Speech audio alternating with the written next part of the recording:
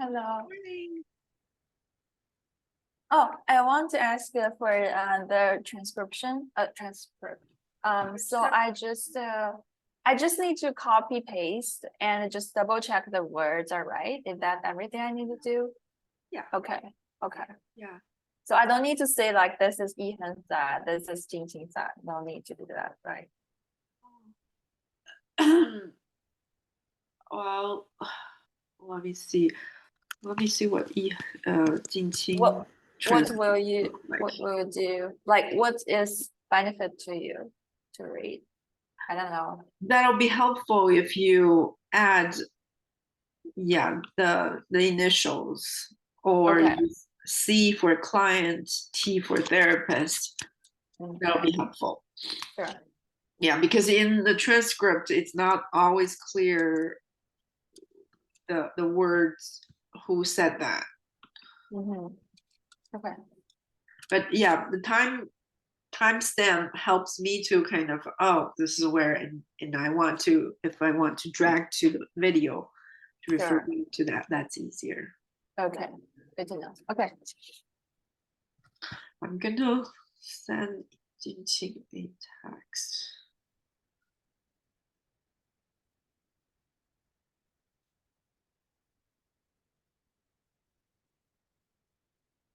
It's the same message I sent her last month.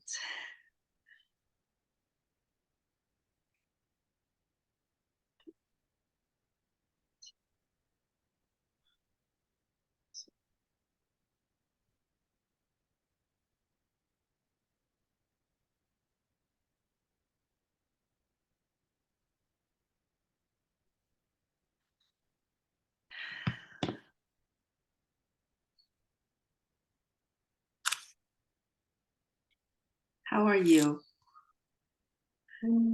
Yes. No, not bad. um. Yeah, maybe wait till to talk about my life. Every time I do like, especially this time when I do transfers, I feel like I was being buried by those emotion or those stories about childhood, and which is so like myself. And I was, oh my God, I feel like the whole day I was in that feeling. I even have some body sensation about those memories. As the memory of hers is so like mine. And I just feel like I was being buried by those things. Yeah.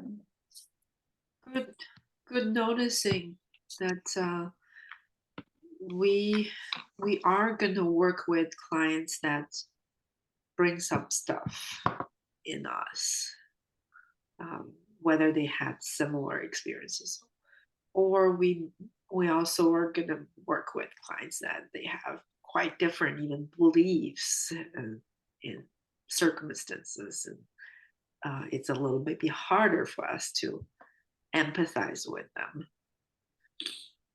And having this awareness, I'm experiencing this as I work with this client, and what's being stirred up in me. Okay, let me take a moment, acknowledge and welcome what's here, how this connects to my past. Being aware, take a moment, helps you to kind of, okay, this is not going to come out unexpectedly in the session with the client. Okay, she's here.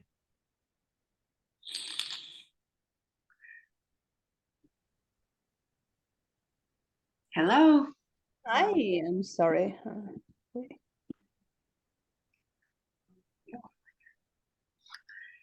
All right. I'm all stuffed. So we're going to just go with that. Oh, We're on that today. Let's start with mindfulness.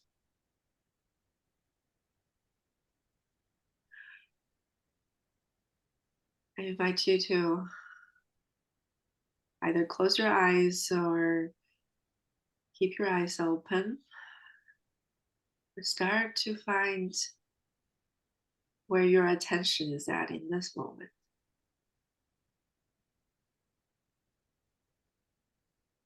Or maybe even notice the quality of your attention this morning, whether it's focused, clear, or it's scattered, not so clear, blurry. Notice that.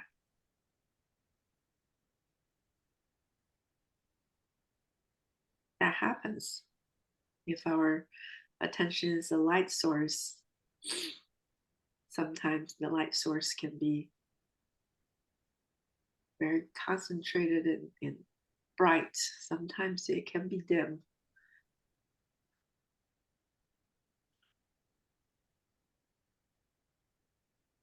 As you notice the quality of your attention, I invite you to take a moment, just follow wherever your attention goes first.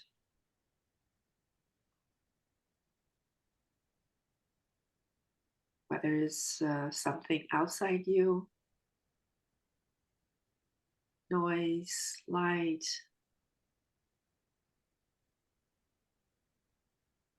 pet,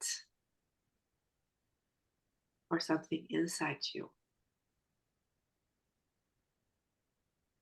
Follow your attention with this layer of awareness. Noticing this. My attention is on this.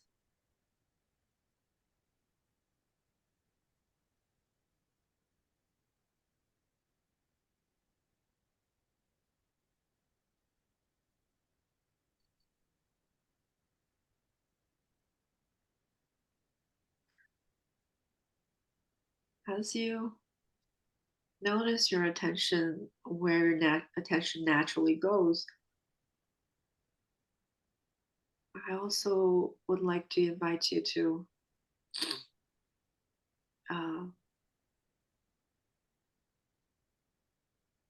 maybe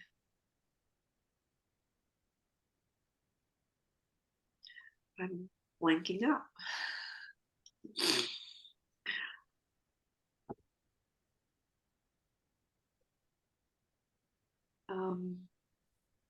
Try experiment with me.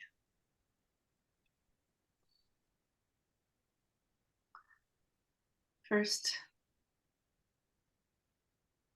I invite you to think about, without moving your body, think about your two hands rubbing together, squeezing each other.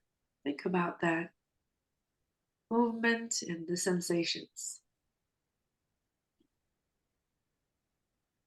Like rehearse that in your mind's eye. How does that feel? What do you notice? Now, actually do it. Put your hands together, squeeze, rub, and feel. Take in all that information and notice. Is there a difference?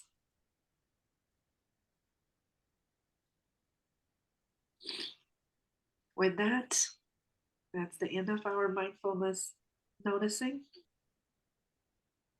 I invite you to come back to our screen and we'll have a brief check-in. What you notice in this exercise.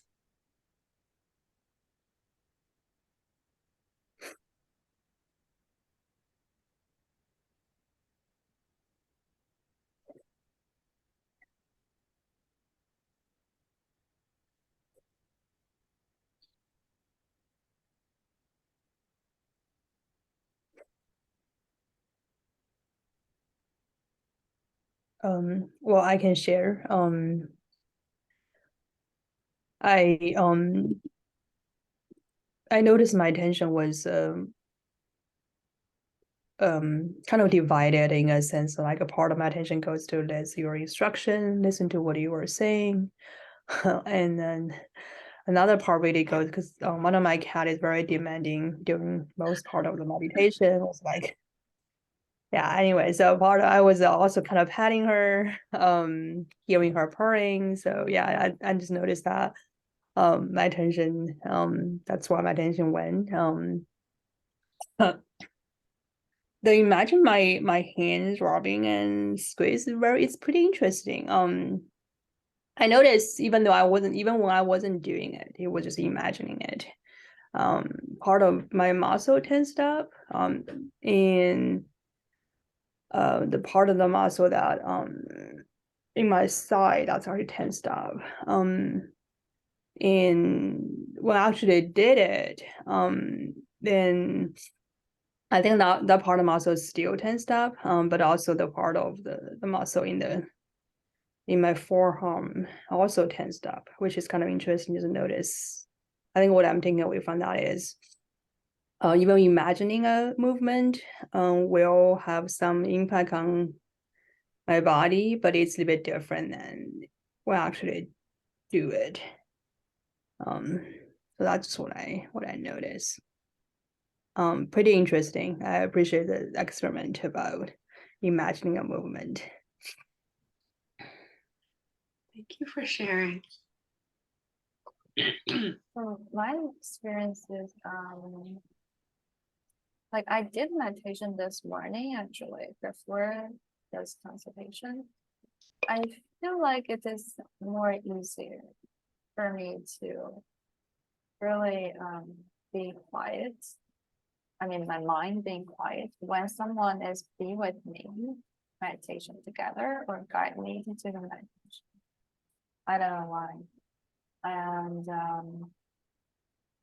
I just feel so grateful that someone is be with me now to do this meditation.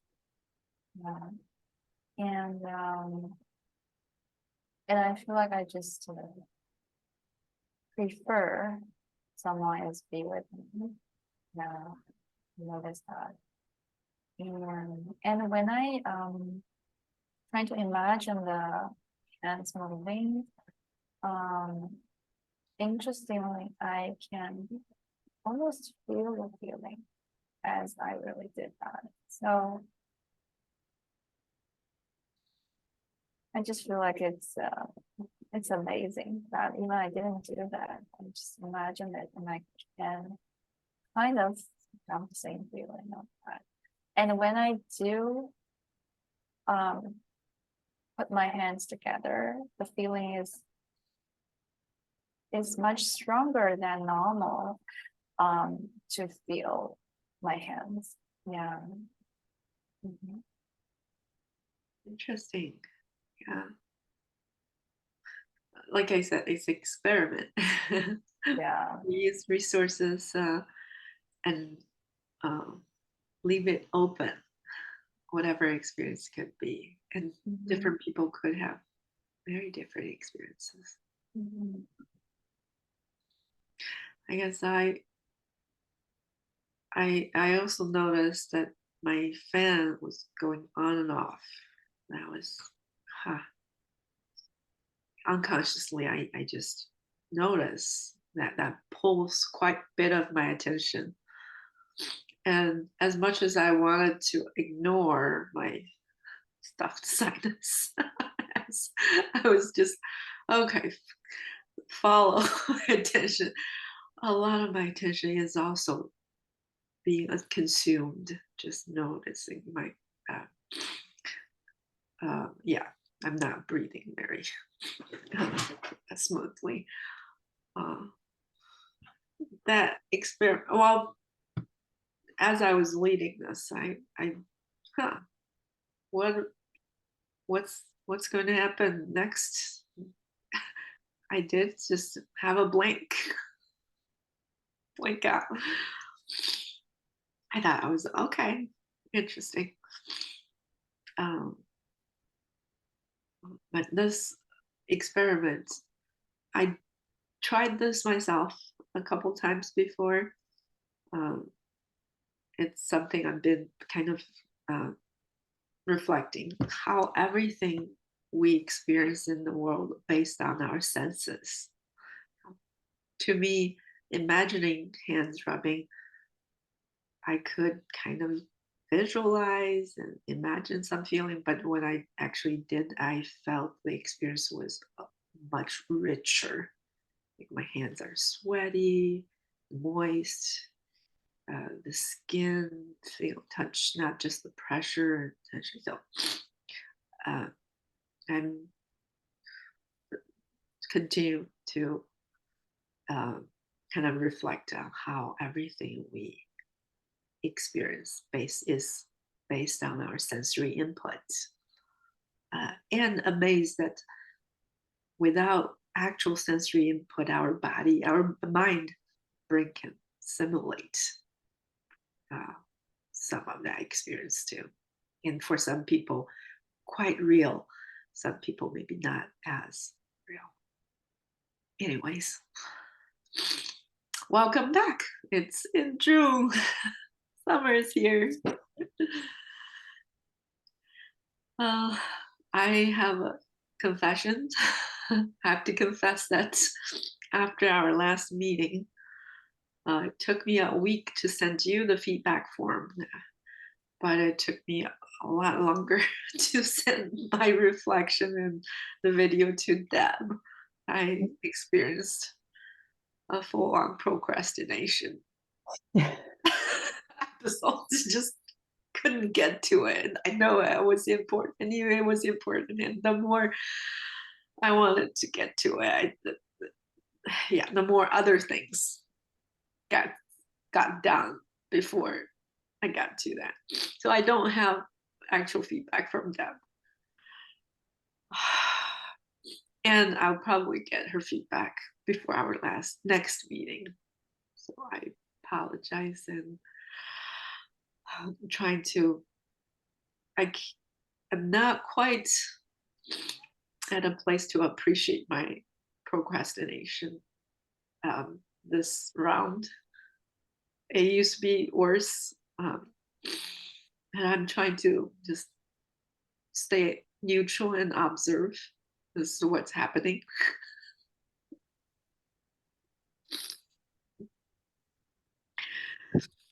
Yeah, I guess I'm noticing a little bit of heat coming up, and not sure how to label it. Maybe a little bit embarrassment, a little bit, I don't know, just, yeah, notice some sensations. So with that, we can get into the review right away, if that's okay. Or any questions or clarifications during your practice or during the past months before we get into the review?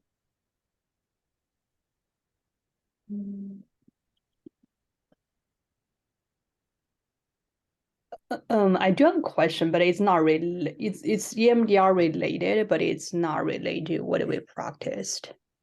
So I don't know whether it's a good time to bring up now, whether it's more helpful to bring up later. There's no right or wrong. So I guess I was gonna share briefly and then to see whether how much time you will need, and then we can decide whether we want to get into now or later.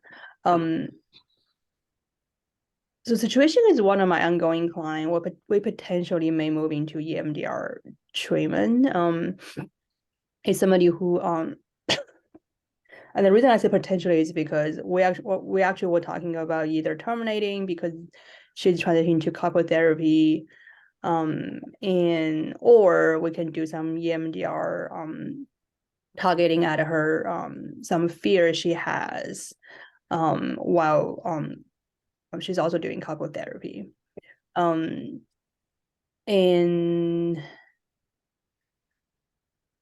And the reason I didn't fill out the case form is because we're not sure yet whether she's gonna do it or not. And we're gonna checking about that in our next meeting. And the question I have is that because we'll be meeting online, and I had some training on doing EMDR online, but on Zoom when that was what was what the how the EMDR practice was during the basic training. But I'm also curious, any other platform that's works better for EMDR, online virtual EMDR, or just any other platform for virtual EMDR. I use the same telehouse platform. I do telehouse. It's simple practice, but I use that bilateral stimulation.io, that app, to do the bilateral stimulation. So which app, bilateral? I can put it sorry. in the chat. That'll be great. Thank you. Yeah. There's chat. I- Bilateral stimulation.io. Okay. So basically, it's an on-screen app. It will have tutorials or instructions to show you how to use it. It's not integrated with my telehouse, so my video still goes on, but that's a separate screen. I do need to coach my client to split that screen to have video still part of the screen and the bilateral stimulation if they use eye movements to go across the span of their screen. Okay. Top the video or low below the video. That I see. Okay. that also offers auditory. So some clients would have visual and auditory, and it has buzzers that if you want to buy the what's that called? Oh, the tactile. So they do have buzzers. You can do it in the office, or you can do it the client, if they have a set of buzzers connected to their computer, you have a control on your side. Okay. But also a lot of my clients doing virtual, we just tap. Okay. Yeah. That's that's why that's the reason I want to ask is because when I did the a virtual EMDR doing basic training, it seems like both me and my partner feels like a tapping works better when we're using Zoom, and but the bilateral eye movement was a bit harder to do that way without other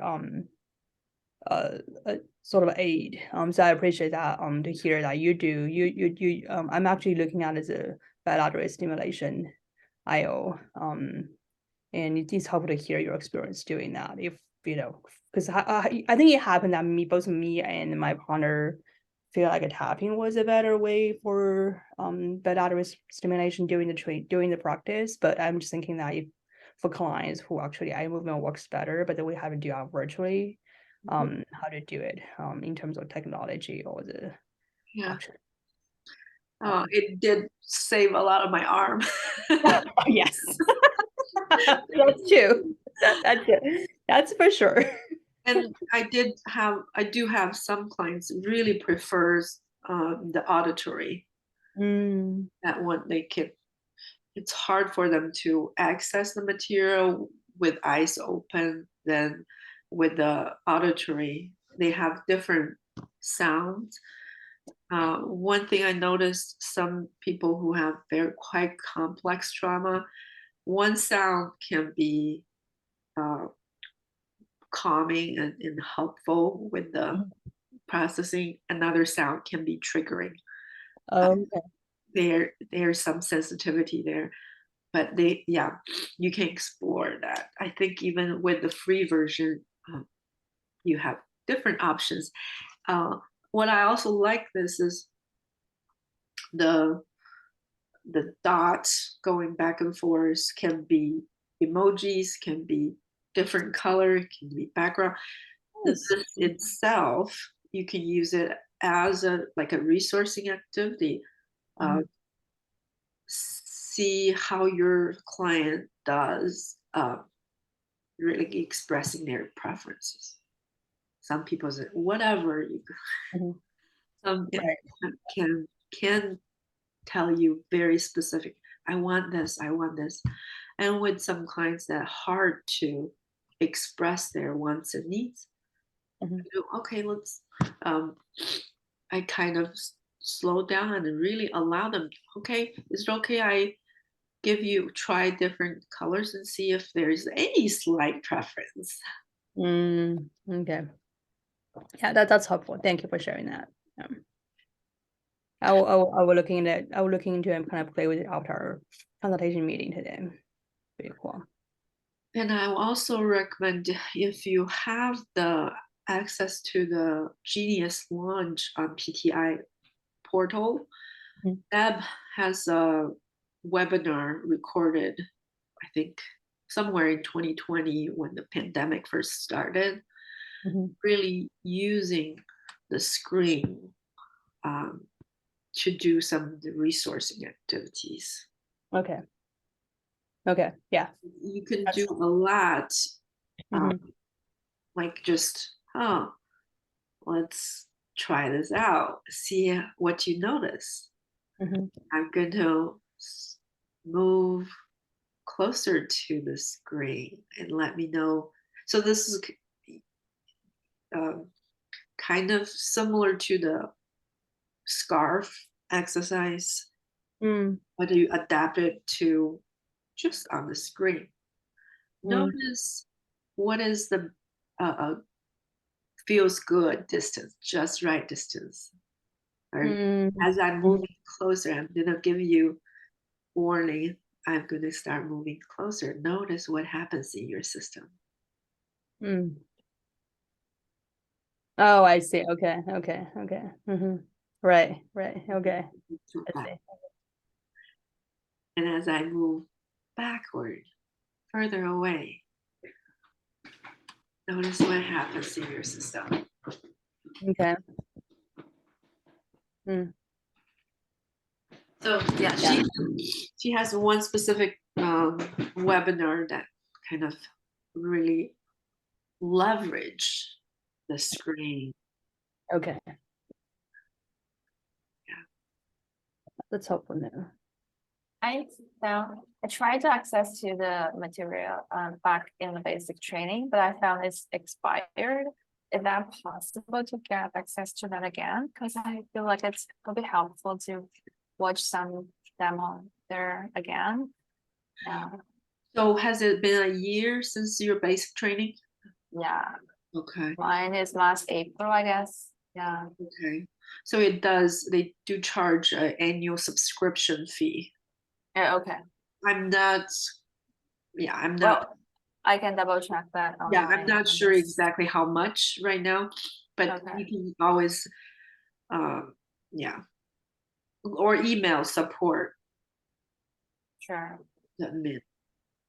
It's helpful to rewatch some of the video demos as you now are like deepening your understanding of the model. Yeah. Also, where are you on many layers of EMDR training? That I finished all the video. Okay, great. Yeah, but I guess I can rewatch it because that was several months ago before the consultation started. Okay. So yeah, I to be honest, I watched all the videos in one day. That is too rush. I know. I can try to do it again. Yeah.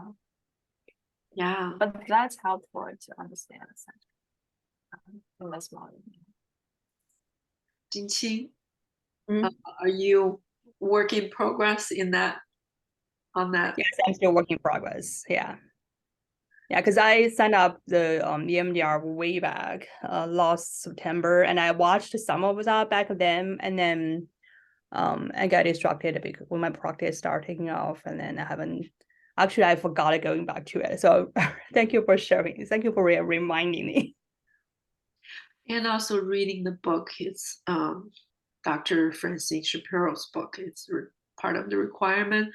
It's just standard EMDR, yet it's a different way of processing the information. It's written down like the textbook paragraphs, and there is some parts different.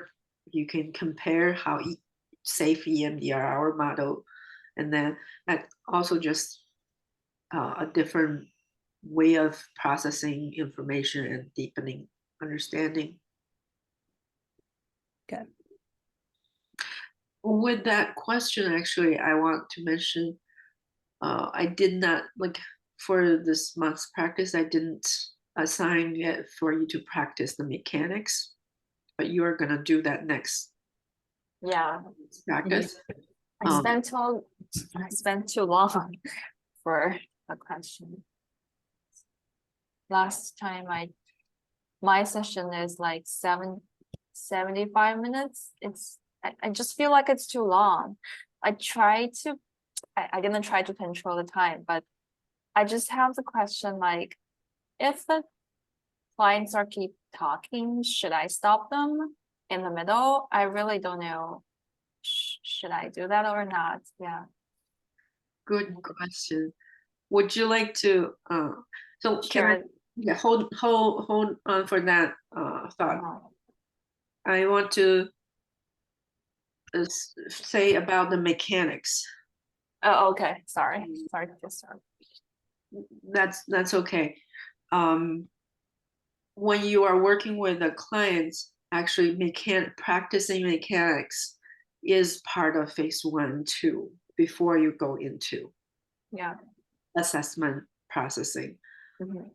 Um, so it's just yeah, I guess for the next session before you do anything, you will practice the mechanics with the client. You mean practice this one or? Right, so your worksheet has 2 pages of practicing mechanics, Oh yeah, especially for telehealth. like before the really doing the reprocessing, I Right. remember. You need to get that cleared, have some try of actually the client is Love the way. following eye movement or tapping or talking about analogies, Mhm. how EMDR processing might be like for other people.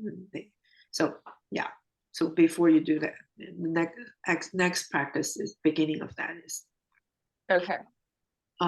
when you work with real clients, you might even do that before going under the root, finding under the problem, Finding the root. Okay. under the answer, because when you start that, you may get into reprocessing right away. I see. Okay. That needs to be before that. Okay. Clear? Okay. Yeah. So, Yiheng, are you okay with going first? Yeah.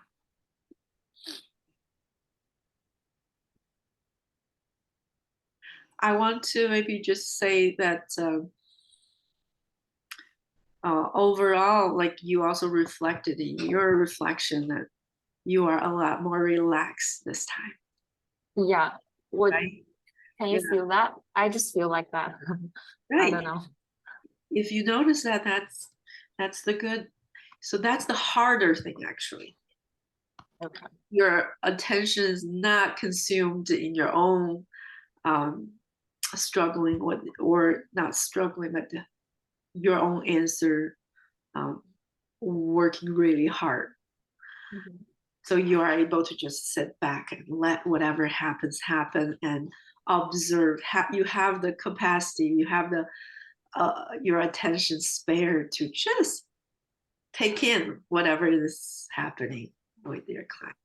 So that's actually the harder thing to do for most therapists, to have a new relationship with our own answers, so our own answers are quieter.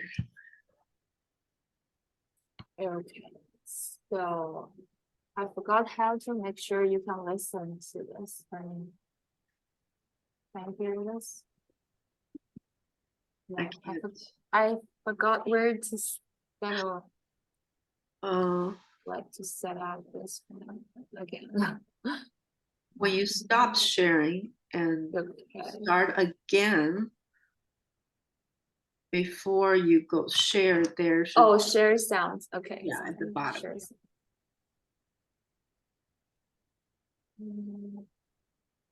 Oh, How about now?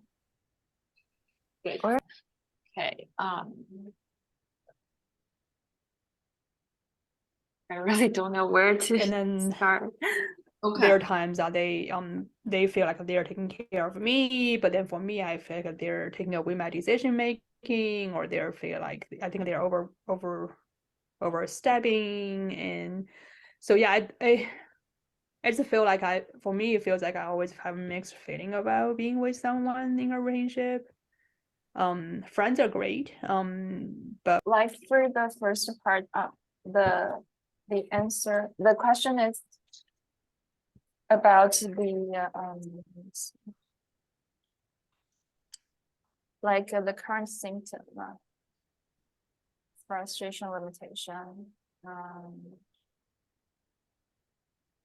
Like for me, I won't say that much, Uh-huh. but if a client said when it comes to a said a partner lot, or boyfriend, it has always been, I feel like,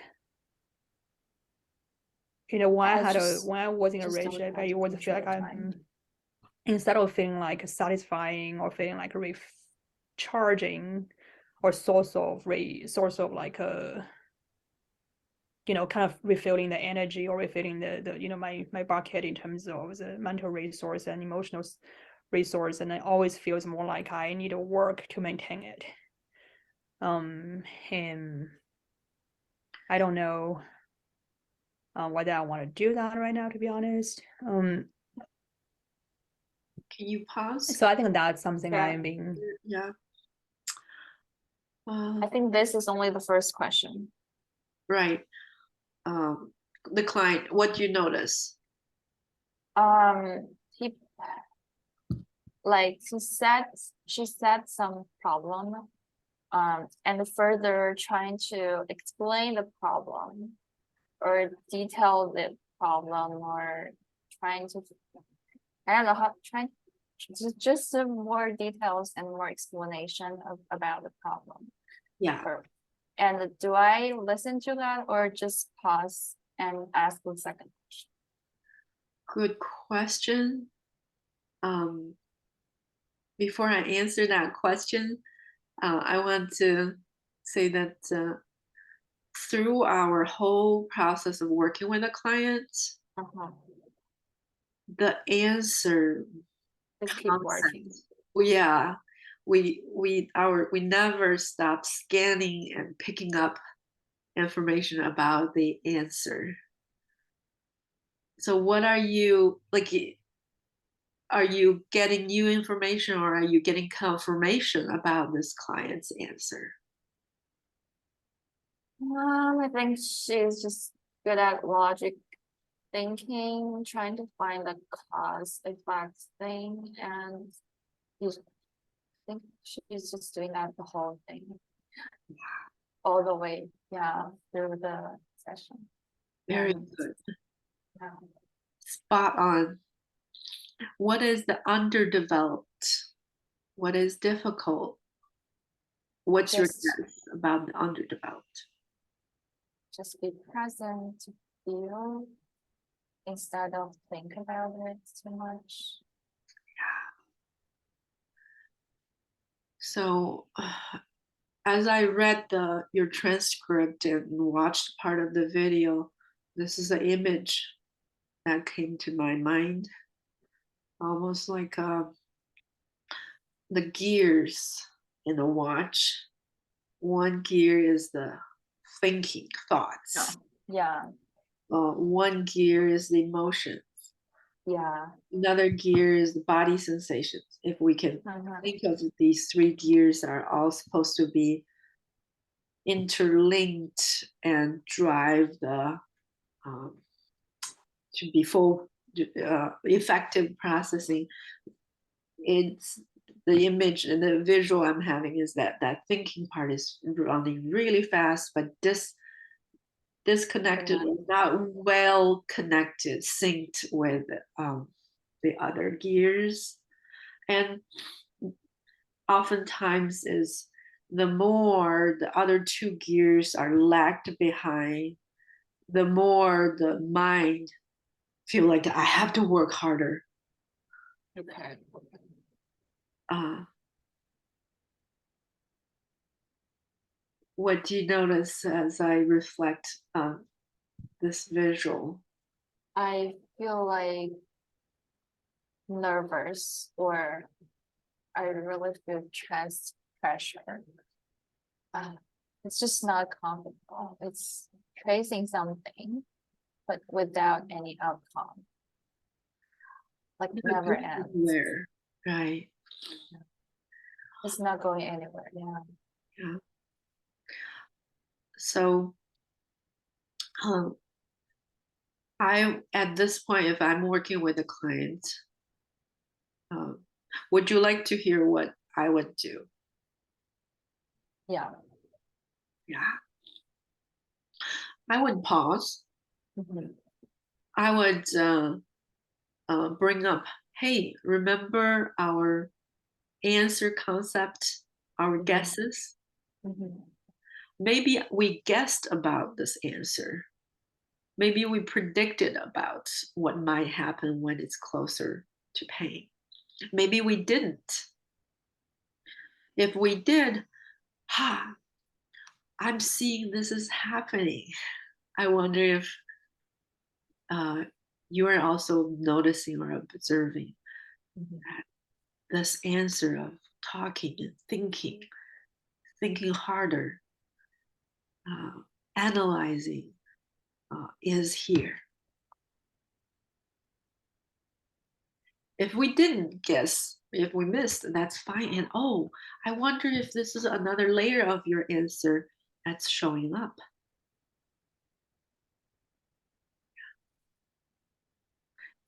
Then, if the client is at a place that they can be, yeah, I guess so. And then we are actually just perfect going to how was this answer adaptive? Was this helpful in the past? Mhm. Then appreciate. And if they are able to appreciate the answer, and then we can bring a little bit education about EMDR. This work we are doing is actually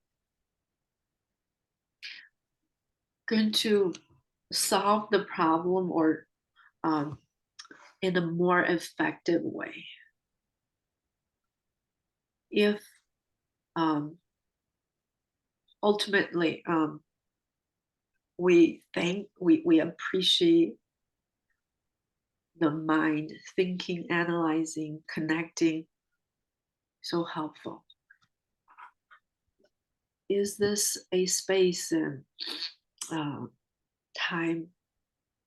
Maybe we can ask for the answer's permission to take a break. And when we get to the next part of trying to identify some roots, experiential targets, you can just tell me what comes to mind first. And then when we notice, trying to give more examples or explanations, we want to welcome that answer. And that's okay. And we have more effective tools to process that when we get into reprocessing phase 4. For the getting the targets, it'll be kinder to your system to give me just a newspaper headline. Okay.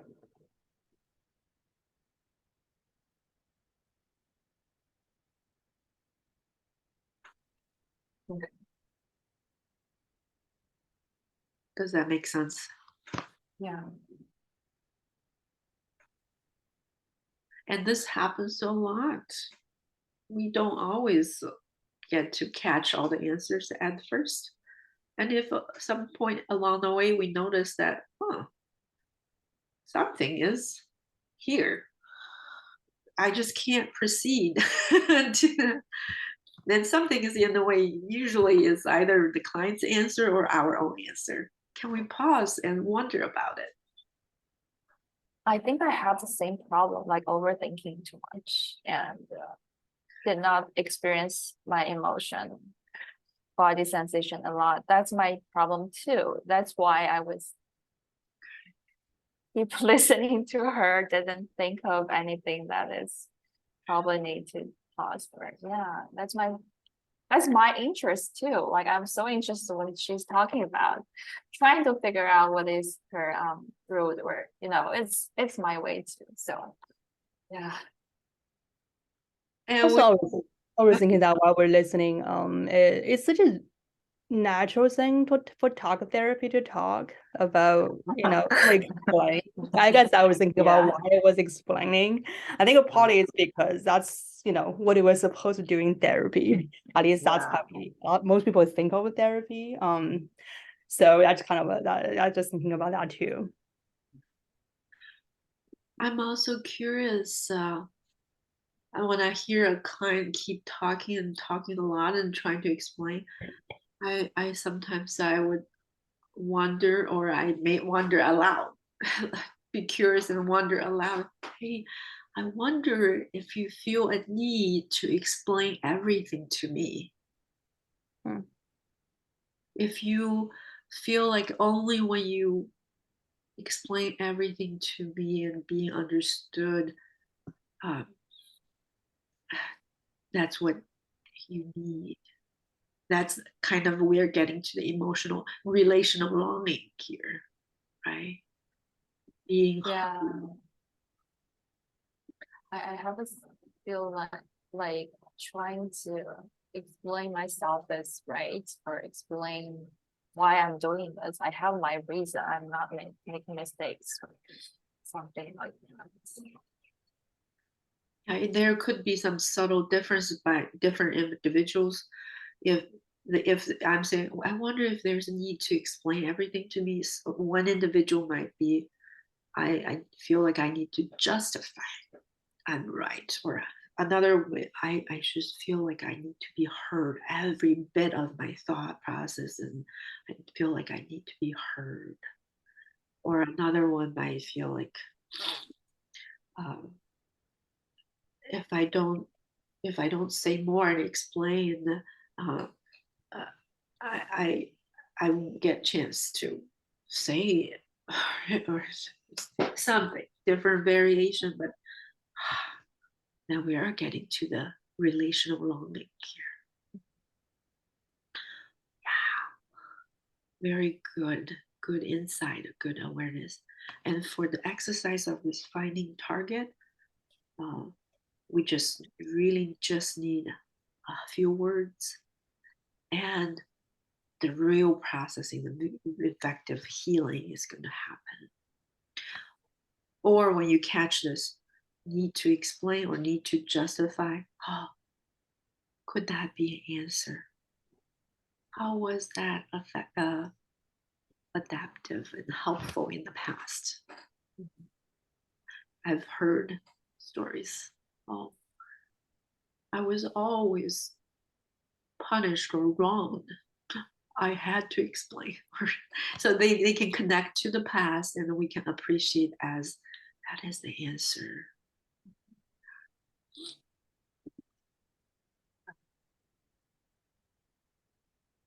I suddenly can't understand why I talk a lot too in my therapy. Like, yeah, Good. yeah. You actually see in real time how client's answer can be in the way of getting to the deep work, how our answer can be in the way. And just, I'm also noticing we are all having a party here, talking. We need to get into more the Okay. one last thing. Okay. Part of the prediction is also you can predict how the client's answer and our answer interact. Right? The client's system, nervous system, is not the only nervous system in the room.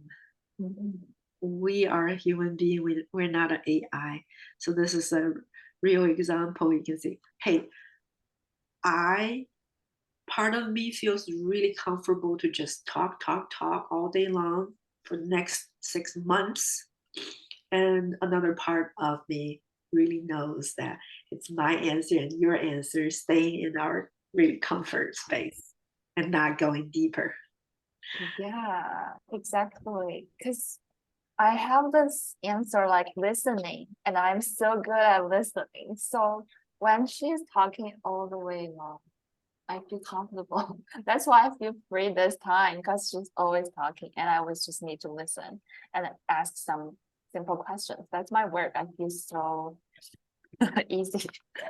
Just Now listen. that you have this awareness, and I would oust myself actually with working with some clients at the beginning when we get to the prediction. Here are some of my very strong answers, even though I've done quite some work, and they still come out. I can go, keep pushing. I'm a doer. I feel good, and I give them examples of my answer, and I also, hey, I wonder if some point our answers could get tangled up and start having a dance party. Really. Okay. Yeah.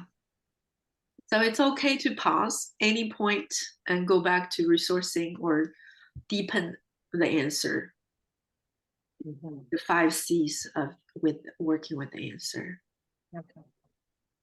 And to just clarify, finding the root under the answer is really meant to get the newspaper headline and keep going. Okay.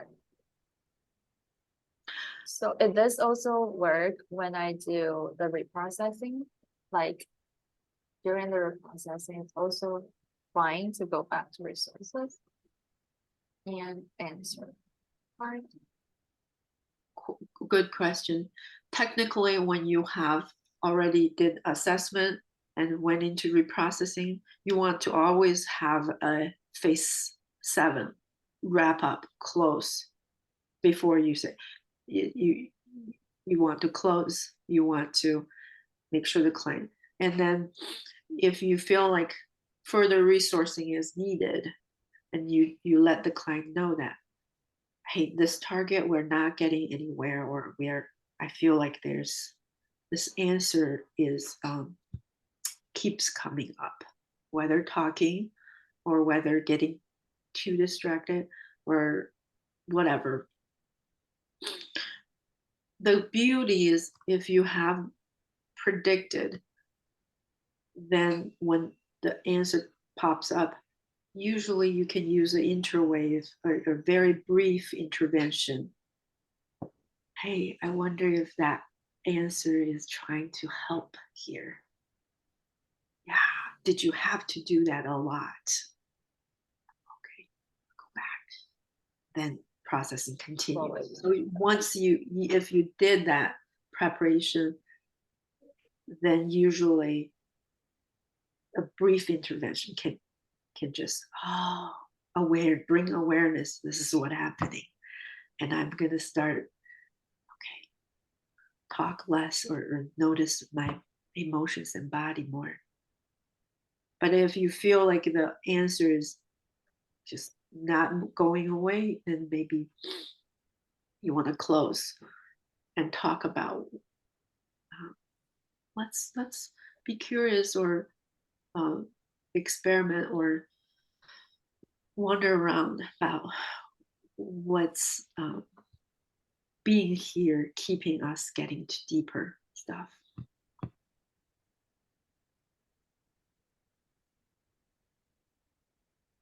It could be a big answer.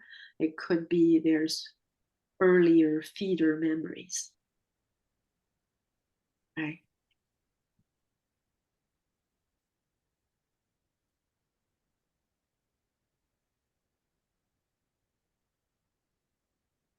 Okay, so when I asked the second question, like, what do you want in the moment that you're not getting belonging? And there is a small words that listening for safety, connection, empowerment. I am not sure whether I'm getting a real with like I can show. So- okay, thanks for sharing that. So when you experience the above, what is longing?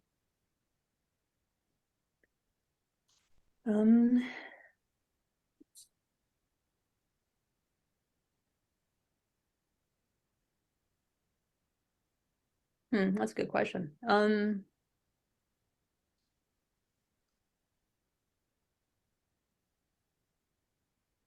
think what the longing really is feeling heard, feeling like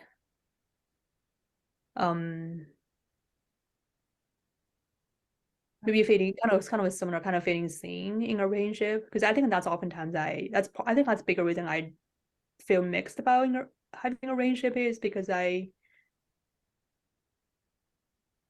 don't feel that with my close relationships very often, and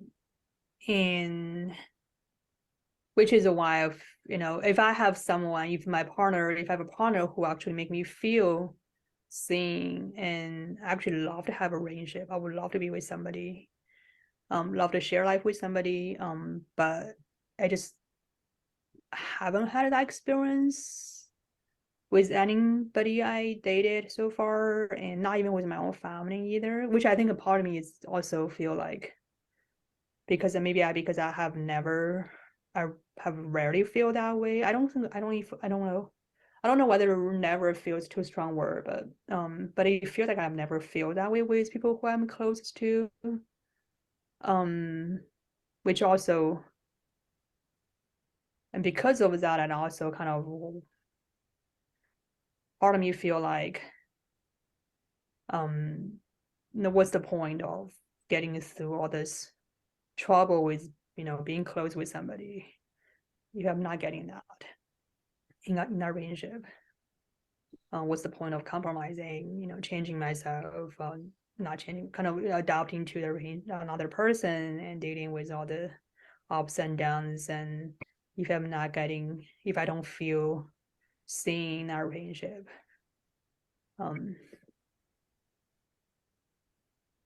Thanks for sharing that. And what do you want in that moment that you're not getting?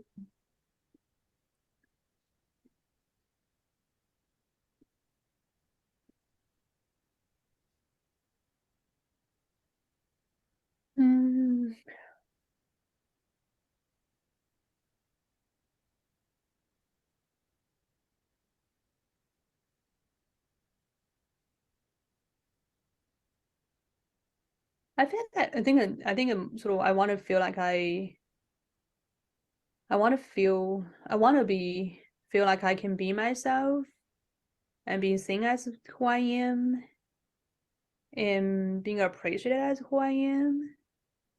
and then feel like, and then still feel like I can trust the other person to support me when when I need them, without stream attached. And because again, I'll come back to parents or family. Yeah. But I think with my parents, they love me. I still feel that, I still trust that, but the way they love me, the way they express their love, oftentimes it felt I need to be a certain way to be loved. I need to be doing well in school, which fortunately that hasn't been too much trouble, um but it also other parts, like I need to be a outgoing kid, I need to know things, I need to be doing well with all the housework and cooking, those kind of things, without being taught. If I wasn't, because I remember a lot of us, there were a lot of issue I had with my mom was when I was younger, is I wasn't. We're hearing a lot of more examples, right? If you had to write down a sentence summarizing what you heard, what would I you? think the first sentence, like I would just want to be heard or be myself without any condition. In close relationship? Yeah, Yeah, that's it. I don't need to hear more. Or right. You know that the client is the answer is giving you more examples, elaborating on more details, trying to explain and make the case. But that's it. You got it. okay. So these three, if I can give you a simple tip, these three questions at the beginning of this worksheet Mhm. are very powerful questions. Oh, You, until you can fully appreciate, the more clients you work with, and seeing how these questions, what they are getting to, a simple tip is just simply restating the question. oh, Start with the first symptom, frustration, or limitation, then the two questions. When you experience this frustration, when you experience this symptom or issue, mhm. what is the relational longing? What is that you're longing for, you really want, but are not getting? Oh, Simply restating the question can be quite powerful. okay. So that's a simple tip, simple answer. Then on maybe a little longer version of the answers, SAFE model, somatic or safety and attachment focus EMDR. We listen for attachment patterns.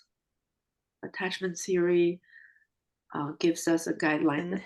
For one, I wasn't really into housekeeping stuff. And for two, and I grew up with my I'm sorry. That happens. Attachments. Right. So like what she's saying is about relationship, right? So it's about attachment too. Yeah, when we come down to the very beginning of a newborn into this world, we all need to feel safe. Mhm. That's the primary, right? And in order to feel safe, we need to be connected, attached to because we are so vulnerable. We depend on other people. So connection is the premise for safety. So really safety and connected. However, unfortunately, these two may not be fulfilled or satisfied at the same time. A lot of circumstances making the person who is supposed to be my primary caregiver is also scary sometimes, or unreliable, inaccessible. I'm crying, I'm just not getting a response. So all whatever ways safety and connection can't be fulfilled at the same time.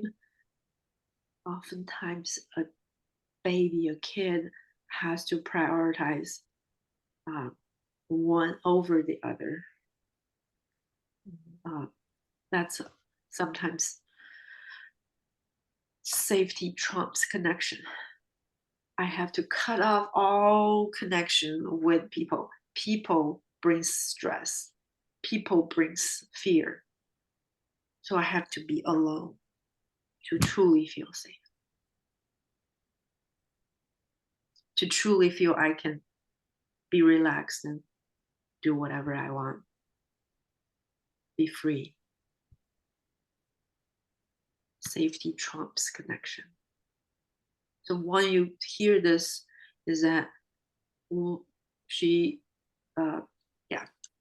she is describing it in a way that connection. She longs for connection, closeness, yet the two can't be satisfied at the same time. Wow. I do have a question related to this. First, I want to say it's really appreciated to hear from you from the client's perspective too. It was interesting to hear about how the safety and connection and sort of like in a way that thinking about my experience from that perspective, and it actually makes sense. And my question related to this is kind of because on the worksheet there, the second question, there's a little sentence says listening to for safety, connection, empowerment, responsibility, safety, choice. Just want to double check. So my understanding is that the longing we want to hear from client, we sort of in that relate to safety and connection, but they don't have to say use those words specifically. Yeah. Okay. It's just like we are kind of that's kind of theme we're listening for, and okay, that's helpful. And when it comes to empowerment or choice, we can hear that I don't something like along the line. I don't have choice. control. I don't. I never. Yeah. I. Yeah. Nothing I say matters. Mhm. So they feel powerless. And, everything was out of their control. I just have a question. Why this is so important? Like, So the title of this worksheet, finding the root under the answer. okay. So if our needs are all met along the way, we didn't don't need- have to stress about it and figure out our own answer to the circumstances. Then we get to be free to be ourselves and love and connect and live to the fullest of potential. Everyone, that's just the nature. We're supposed to thrive, but our answer often is developed when we are not have basic needs met, Okay. and we are struggling to prioritize, and then we had to become or do extra or do like adapt to the circumstance. And sometimes, okay, a quick example, I guess. Oftentimes people stay on their answer. One, not my client, I think it's from a training. The answer is to be perfect, to prepare and over prepare and get really stressed, but eventually would work out because their answers be prepare and over prepare, and even though a lot of stress, they often overperform, right? So if we are not listening for the root under the problem, the vulnerable longing not being fulfilled, so we find a list of memories that, oh, that presentation, I just got so nervous and stressed myself out and prepared and stayed up. And examples of how sports team, I stayed late. And so you get memories of these kind. Their answer became stronger each time and reinforced, and they ultimately performed fine. And answer got more power and convinced that this is the way to go. That's not the real roots. There is some disturbance in each of these memories, but not the deep, deep, vulnerable, deep sadness, grief, loneliness, hurt that we get to. So, this is the power of these questions when you are looking underneath the answer or right before the answer was developed. And you get a list of memories that when I was whatever, dad never paid attention to me. I tried to impress dad, but he just didn't pay attention, or I felt really hurt. And then I learned to have to work really hard to get any recognition or something. And then you get a string of those memories. Great question. I'm noticing the time. We do need to take a break. Yeah.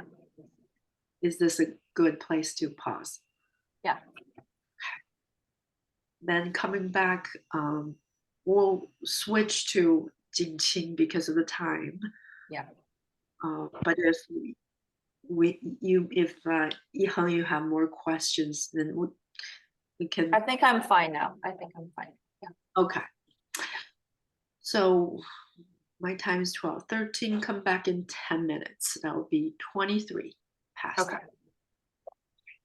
This recording. Liz, I do need your help put up the video, and sorry about that. Yeah. To Yeah, pull it up. Okay. Yes, I still forgot about looking at how to make it work on my end. So it's the one under the answer. I think that's the video I'm thinking of. I want to consult about, and then the time is about 20 minutes 30 seconds. I'm gonna open it up in YouTube. Thank you so much. I will look into how to make it work on my end. Okay.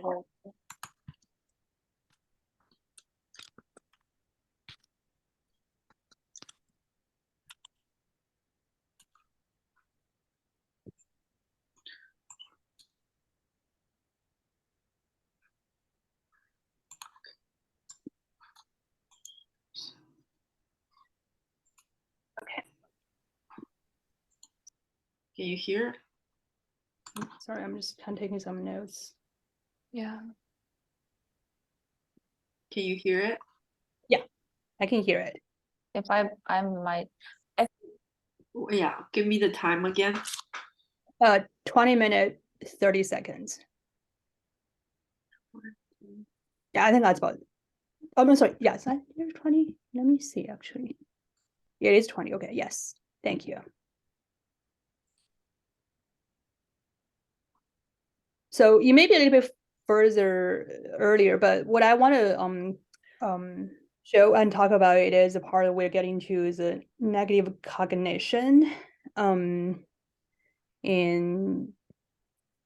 I feel a little bit stuck with that part.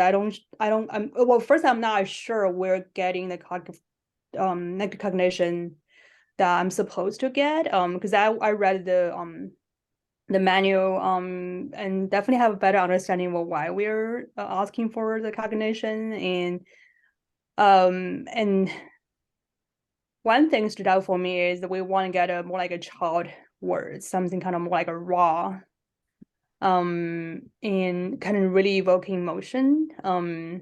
That's a part I'm not sure we're getting it right or not.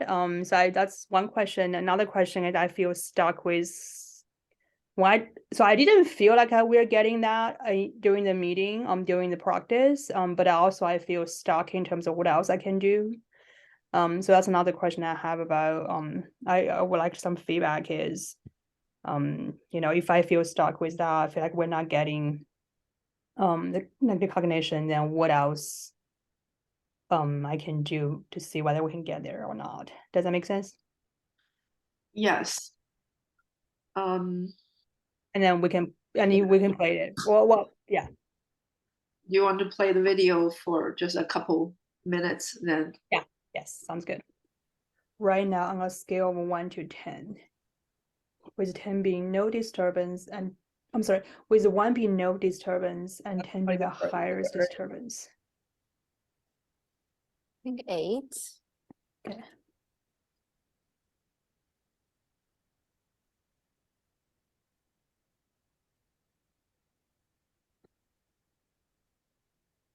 And when you bring up the worst part of that disturbance, what words express the negative belief you have about yourself now, even though you may know better?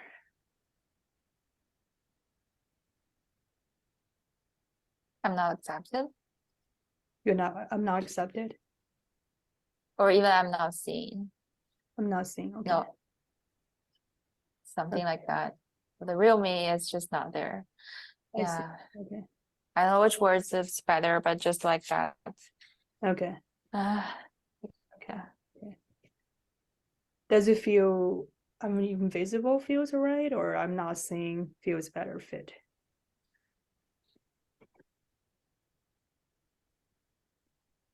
I don't know. I'm not seeing. I'm not seeing. Oh.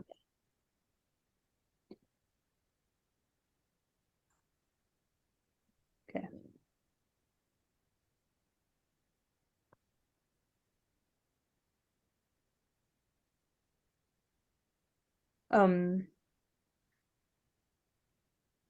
And when you bring up the worst part and the words I'm not seeing, what is the earlier time you can remember experiencing something similar? We're getting to the memories now. Stop share.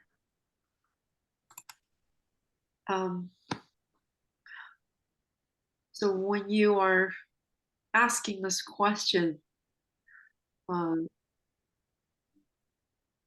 what do you notice in you? This question about whether I'm getting to the right. Well, that's a great question. I actually was thinking about that. I think because I read the manual maybe just not a few days before the practice. So I think in the manual there were some examples given about the negative cognition that come up more often. So I remember now watching it, I think that's what maybe kind of I got caught up is I was looking for specific Words. examples, words, right, actually used in the manual.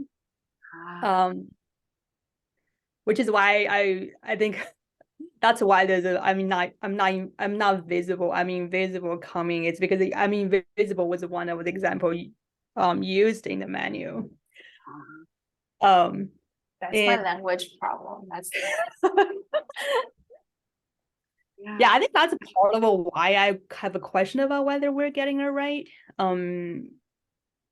invisible. That's not the saying I used to say. That's why I didn't say that. But it's something similar, right? Okay. Right. I think that's not something I didn't really consciously thinking the other time, but now looking at the video again, I think another reason I'm having the question whether we're getting the negative cognition or not is because I think you are pretty similar in terms of sort of verbal processor and very good at talking. I just don't see a whole lot of emotions when Ethan says he said that I am not seeing, which is also make you wonder about whether we're getting the cognition. Because from what I remember, that the cognition really the purpose, the primary purpose is evoke emotional experience. And I think, yeah, I'm gonna stop here. Good observation. How could that be part of the client's answer? Hmm.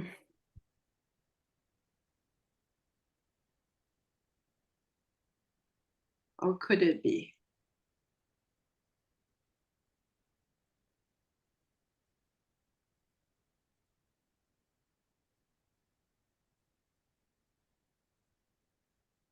Yeah, that I think it is probably in some way. I'm just trying to figure out in what way.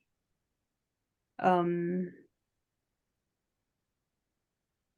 my initial thought again, I'm just kind of talking aloud and thinking aloud, and I don't have very intelligent thoughts yet about this. Just kind of to be upfront about that.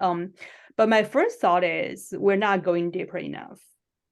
I'm not saying it's still even more intellectual. I mean, I think it is something, but it's also still intellectual, and also it is about. It is in relation to other, but it's not. But it's maybe focused less so on me. Like I'm not seeing, but it's not.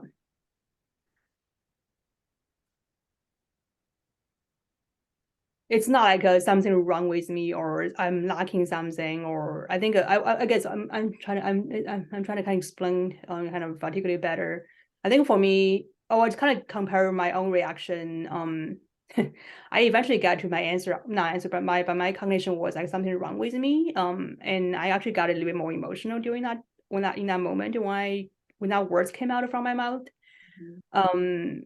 And I think there was something about thinking about kind of compared to I'm not seeing versus something wrong with me. There was a more negative tone about me for the latter. So now I'm thinking that maybe that's one of it is we're not going deeper enough. We can go deeper with the negative cognition. And it can be more raw. Because I think it's kind of interesting to see that how it's a child language. It's something as a child, it would tell us. Mhm. And I'm not saying still feel a little bit more adult language than a child would say, I would say. And going back to the question of how the answer came up, how the answer may show up.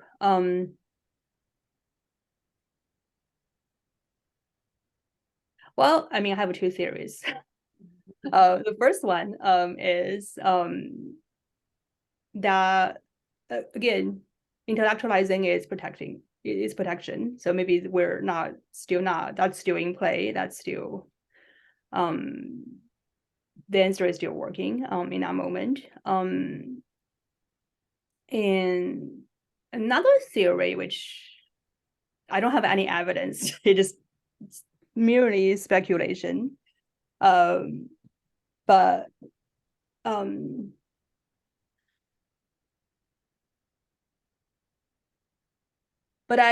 sometimes with clients who have issue with parents specifically, and also with the parents who actually have a mixed relationship, including myself, sometimes they can feel a little bit too scary to go deeper, because there's a fear that that's gonna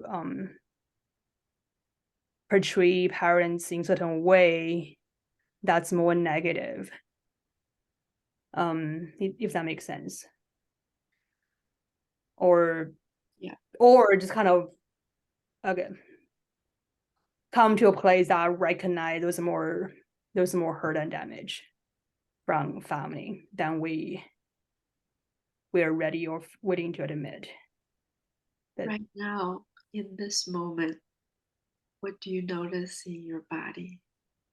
um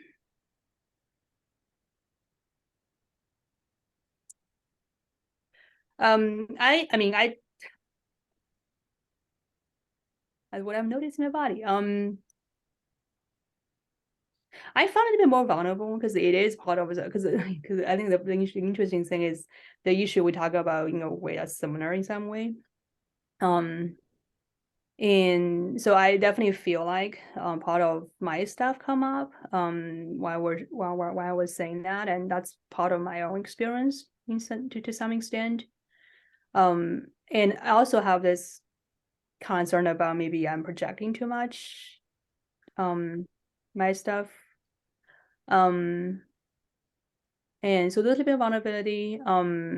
And definitely notice some tension in my stomach, in my chest, and kind of a little bit notice my stomach because it kind of feel a bit weird. And but I would say it's not something, I wouldn't say I'm overridden by emotion either. But I think it kind of plays that notice some emotional response, but I'm still thinking. You are thinking deep in your thoughts. Yeah. Yeah, and also then the other thing I noticed, I'm actually curious. I do find a sense of feeling of curiosity about what's going on, because I'm kind of curious about the question you put out there is how does the answer might be in play. I'm actually curious about that, and so yeah, I think that's another. I don't know whether curiosity is a stale or not, but yeah, I do think it's an emotional experience in some way because I'm curious, I'm excited. Part of me excited. I think of my when I got excited, actually I talk faster and my brain is running faster. That year. Yes. Yeah. Like you did take a moment to notice something in your chest. Mm-hmm. I wonder what would be helpful. That sensation needs, or what does your body would be helpful? I actually changed the way I sit just a moment ago. You may not be able to tell, but I've changed the way I sit. I put my feet on the floor and move my upper body, and I think that helped a lot. Yeah. And yeah, breathing helps always. So what do you notice now with your body? It feels calmer. And I think well, somehow I start with I think. I notice the stomach. Yeah, I think what I want to our answers just sneak out. even though what I want to say is I notice, because that's what I noticed. But the first thing is I think. I notice my the tension in the stomach go away now. And I notice some tension in my shoulders, particularly in my shoulders now. I think that's probably really how I sit. But also as well, typically my tension are stored in general. And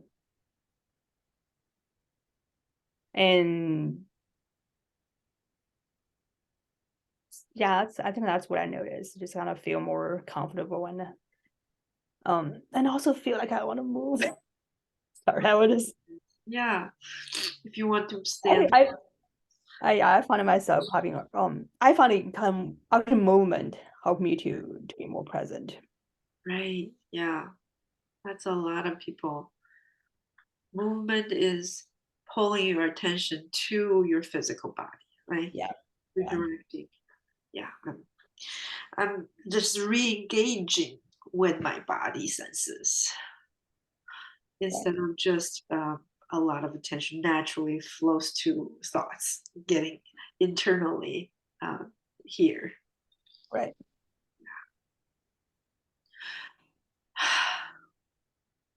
So thinking is one of your answer. Yeah. Figuring out. Figure it out. Yeah, that's true. I think that's what I do a lot in therapy, kind of figuring out in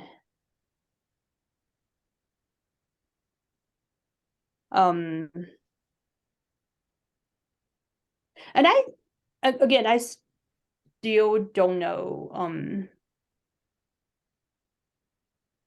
how can I take the client deeper if the answer I'm not seeing is, well, yeah, I do think that there's not, if I want to get the client to get to a place that maybe the cognition is more, maybe earlier, or, so I still have the question in terms of what I can do differently if in the moment of the practice. Yeah, I think part of the reason I have that question is because I had some answers. I had some sort of like ideas of what I'm looking for, but I think bigger part is I don't see all the emotions from the client when the cognition was brought up. Well, you last practice, you did predict this client may have some not necessarily difficulty, but might minimize emotions. Mhm. And is that surprising that they are not showing a big Probably emotional reaction when it comes to connective cognition? So this is just another way of we keep looking for the answer. We look for the answer and through the answer lens every step throughout the way. Mhm. And you were definitely thinking in that moment, and you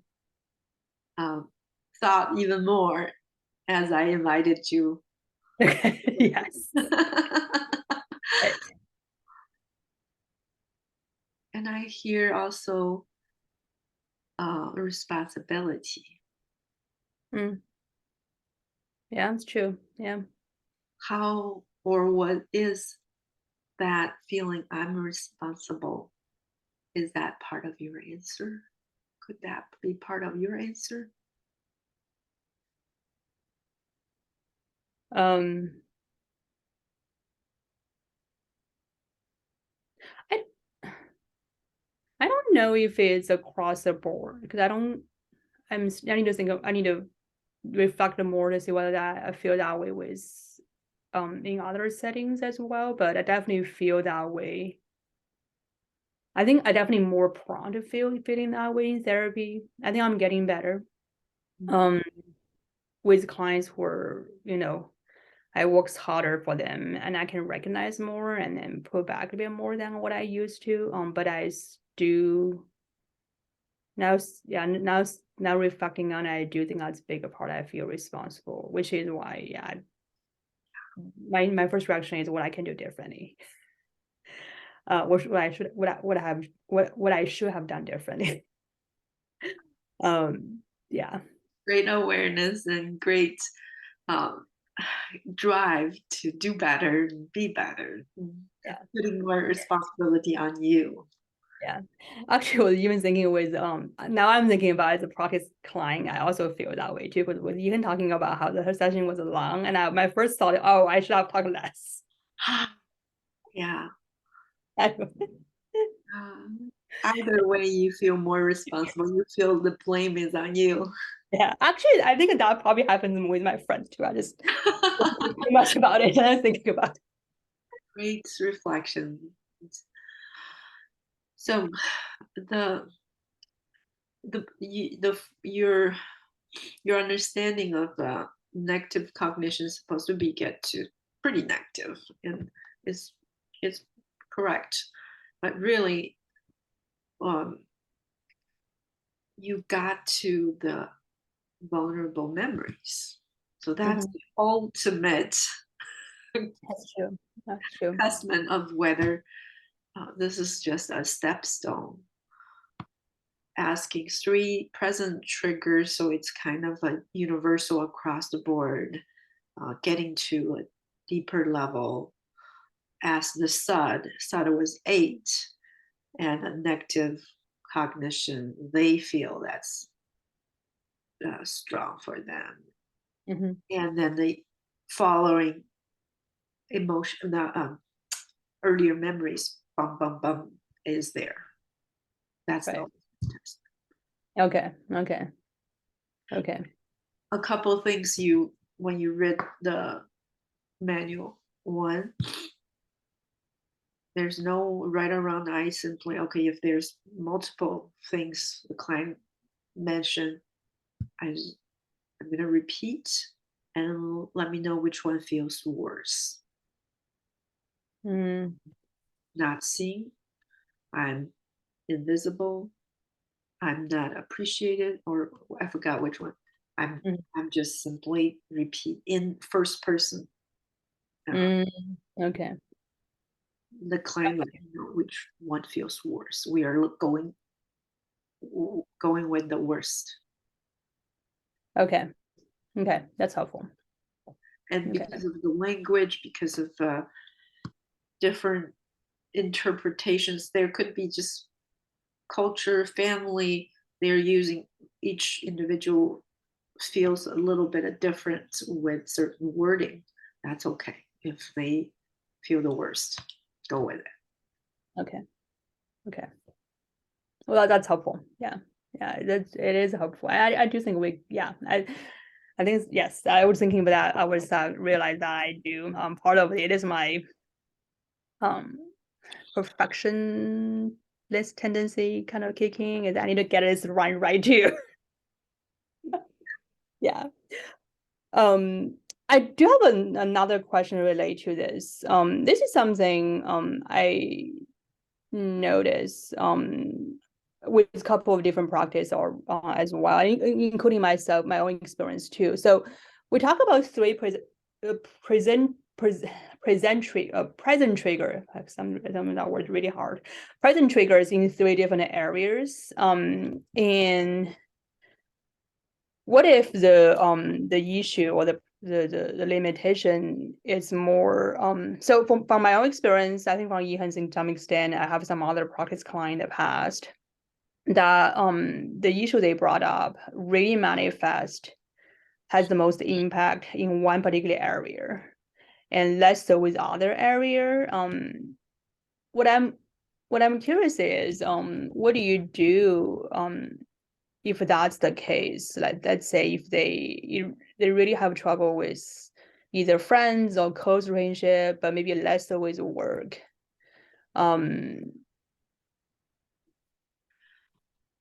I would say if you really came down to the relational longing, safety, connection, empowerment, it's a red flag if they don't experience the same Okay.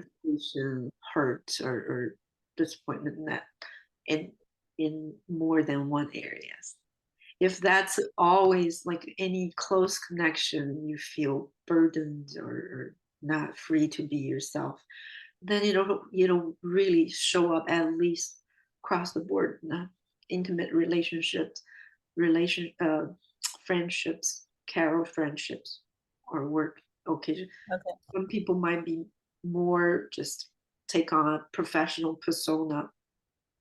I not like, but in casual friendships,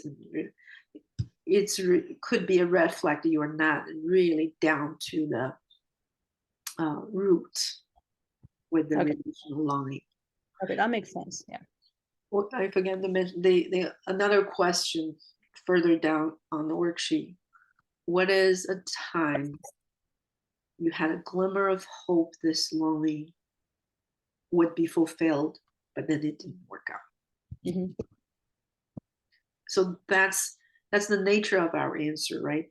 We really long for connection or long for closeness, and we develop our answer to, I'm going to take care of your emotions and really observe and everything and give you what you need in order for me to get closeness.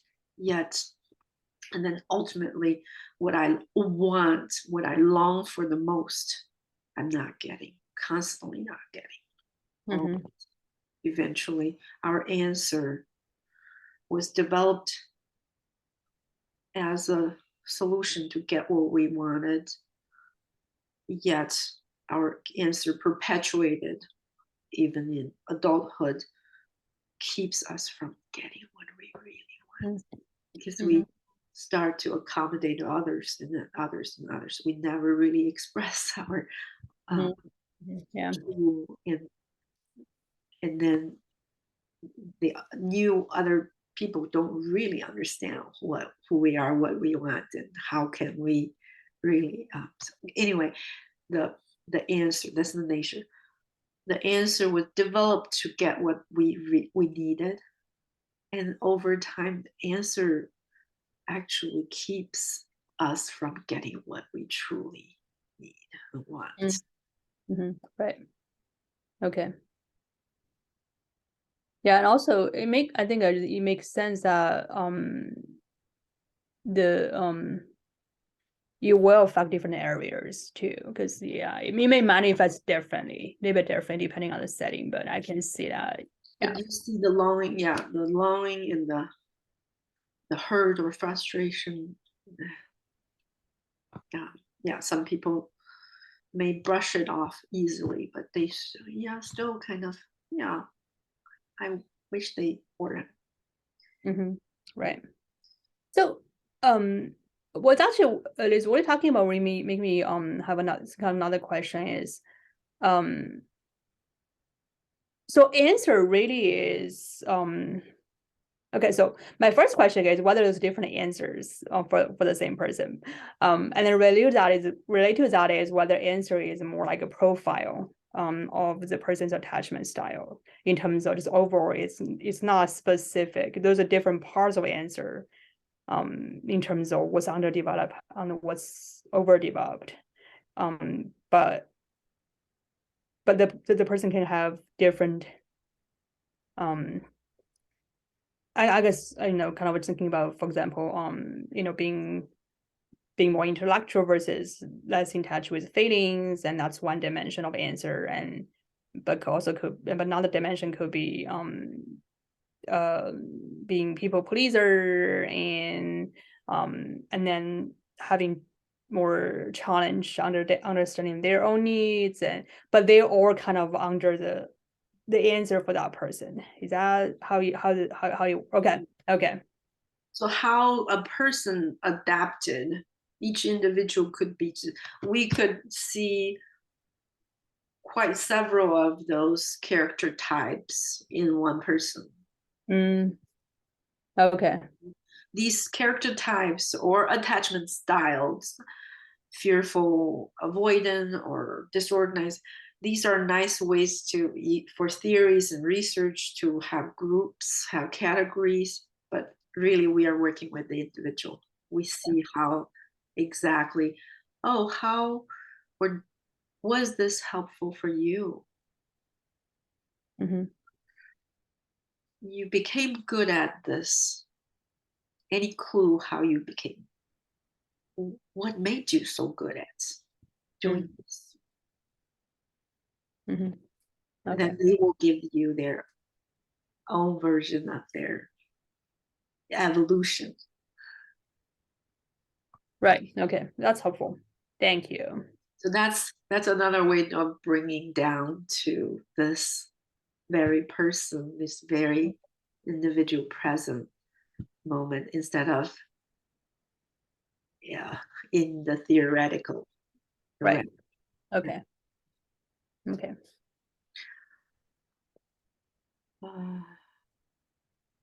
There's the one point in the video, your video, I did want to get to.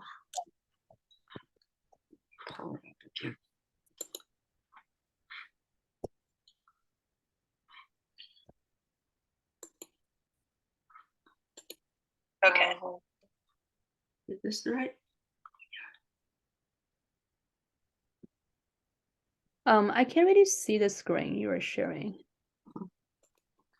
I'm not sure it's me or.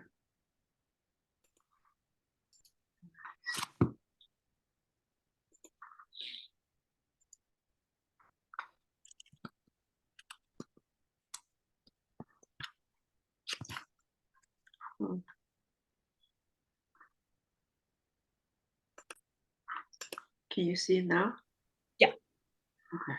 When I was So really quickly, 17. Okay. So like let's say with your partner, for example, is any moment kind of stood out that feel like that's the worst part, or feels like any kind of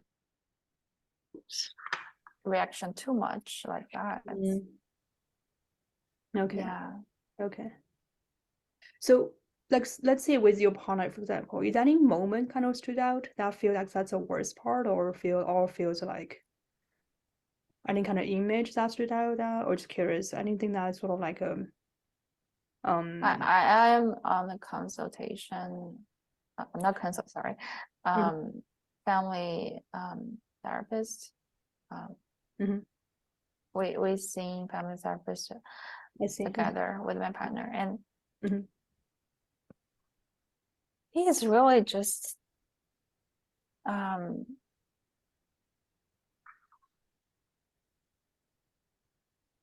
care about himself, his emotion, or he cannot deal with this, he don't want to go out, he's keeps saying about himself instead of Okay. I want to point out is that here is a point you can. When was this last session? Okay. Okay. Moment in time, just last week or last month, 2 weeks ago. Okay. Okay, give me a headline. Yeah, my partner kept talking about himself. Okay. Okay. Family session. Enough. Okay. Thank you. What Okay. is the recent time you experienced it in community or with friends? Okay. Okay. You do have a responsibility in this process to keep it restricted. We're not getting into dig into it. Okay. Follow Okay. the flow. Okay. Okay. So okay, that's helpful because now it's really helpful to kind of look at that clip as well, because what I remember, the client was pretty general about the present trigger, and I was trying to get a little bit more specific about the moment in time, and I just want to hear how you would ask that question. Mhm. Just when did this happen? Okay. How long ago was this? Okay. And so this is the same with the present trigger. You want a moment in time as much as Okay. possible. And for previous experience or earlier memories, say, how old were you? How long ago was this?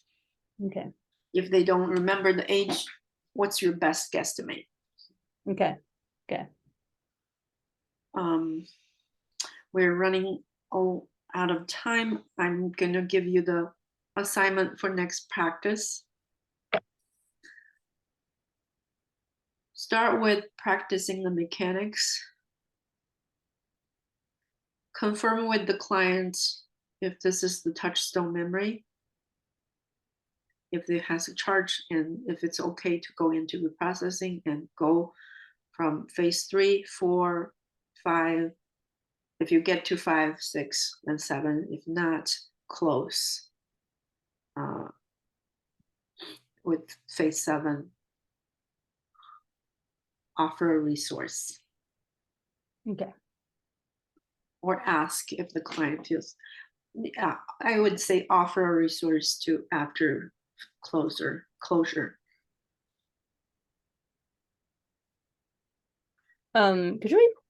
Could you say one more time their phase? So the phase 3. Phase 3 is assessment. Right. That's lining up the activation. Phase 4 is reprocessing. Okay. You may get to phase 5 and 6, you may not, but you always close with phase 7. I see. Okay.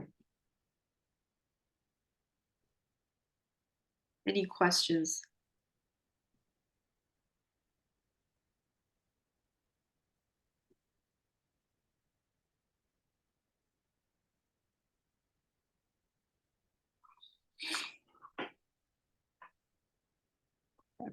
like time management, how long should the session be? Because I don't know how long the reprocessing could. It's you, actually, this is the therapist's responsibility to look at the time, and you want to start wrapping up 15 to 10 minutes. Depends on you. You understand your client before you have to go. Right. So If you are close. still in processing, then 15, 12, whatever time you have, you need to bring it up. We're running out of time. We need to wrap up soon. Would you like to? So follow the script for an incomplete session.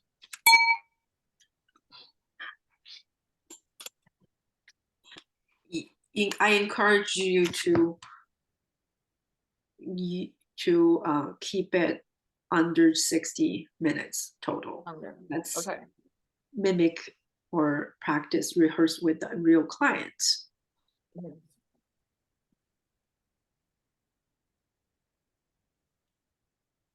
Okay.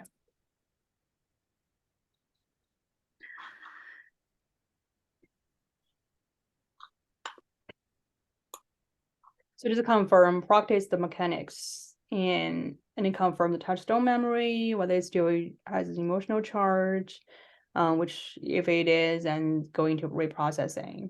Phase 3, 4, you have time 5 or 6, but always close with 7, phase 7.